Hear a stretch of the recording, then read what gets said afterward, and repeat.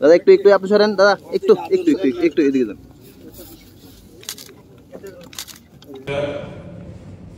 এবং মাননীয় মুখ্যমন্ত্রীকে ধন্যবাদ জানাবো। খুব সংক্ষিপ্ত সময়ে হলেও আজকের দিনটিকে মনে রেখে এই কর্মসূচিটি সংগঠিত করার জন্য তারা উদ্যোগ নিয়েছে। 1963 ইংরাজিতে আমাদের ত্রিপুরা বিধানসভার যাত্রা শুরু হয়, তার মানে আজ থেকে 65 বছর আগে। তখন ত্রিপুরা পূর্ণ রাজ্য বা আজকের যে বিধানসভা তার সংসদীয় এখতিয়ার যা আছে সেরকম ছিল না। তারপরে আমাদের ভারতীয় সংবিধানের পথ ধরে আমাদের জনগণের হিতে এরকম লেজিসলেটিভ কাজে অংশগ্রহণ করার জন্য সে বিধানসভা ত্রিপুরা যাত্রা শুরু করে।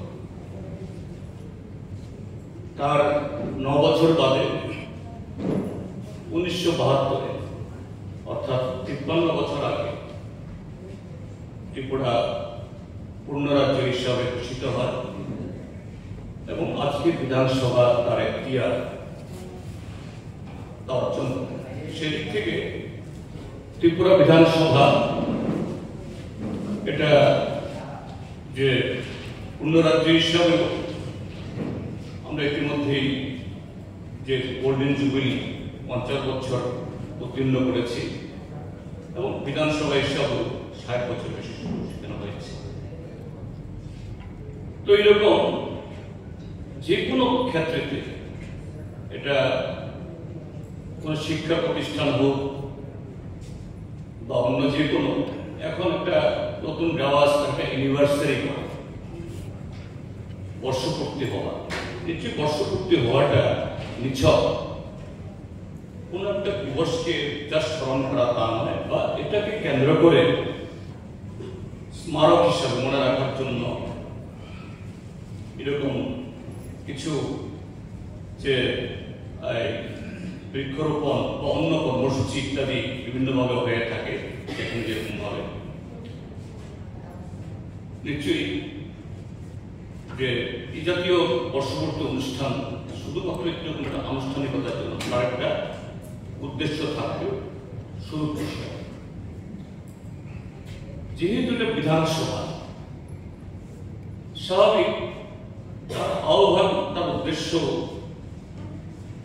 সংক্ষিপ্ত সময়ের মধ্যে এই আয়োজনটা হলেও মাননীয় স্পিকার মহোদয় এবং মাননীয় মুখ্যমন্ত্রী মহোদয়, পরিষদের নেতা মাননীয় মুখ্য সচিব মহোদয় নিশ্চয়ই এটাকে আরো বৃহত্তর ভাবে ভেবেছেন, সম্পর্কে আমার কোনো সন্দেহ নেই।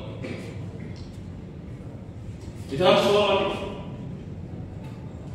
সে রাজ্যের বা সে প্রদেশে তার আশা আকাঙ্ক্ষার একটা কেন্দ্রবিন্দু, যে আমাদের দেশের এই সংবিধানের পথে কিভাবে সর্বোত্তম বা সর্বোৎকৃষ্ট উপায়ে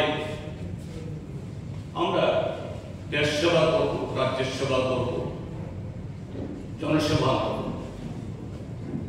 এবং সেই জায়গায় আমাদের বহুদলীয় গণতন্ত্রে সেখানে বিভিন্ন দল আছে। এই মুহূর্তে কদিন আগে আমাদের দেশের মাননীয় প্রধানমন্ত্রী বক্তব্য শুনছিলাম, তিনি একটা জায়গায় বক্তৃতা করছিলেন। আমাদের দেশে প্রায় 200 উপরে রাজনৈতিক দল আছে, তাদের বিভিন্ন আইনসভাতে প্রতিনিধিত্ব আছে, আর পঞ্চায়েত থেকে শুরু করে লোকসভা,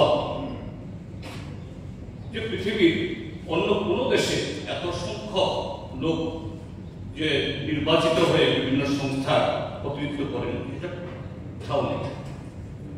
এটা শুধু জনসংখ্যার সুবাদেই যে এত পদ, এত নির্বাচনী সংস্থা তা নয়, যে আমাদের সংবিধানে যে আমাদের গণতান্ত্রিক অবস্থা বা স্বাধীনতার আগে আমাদের পূর্বপুরুষদের দীর্ঘ লড়াই সংগ্রামের আকাঙ্ক্ষাকে বাস্তব রূপায়িত করার জন্যই সংবিধান রচয়িতারা এই ব্যবস্থা করে।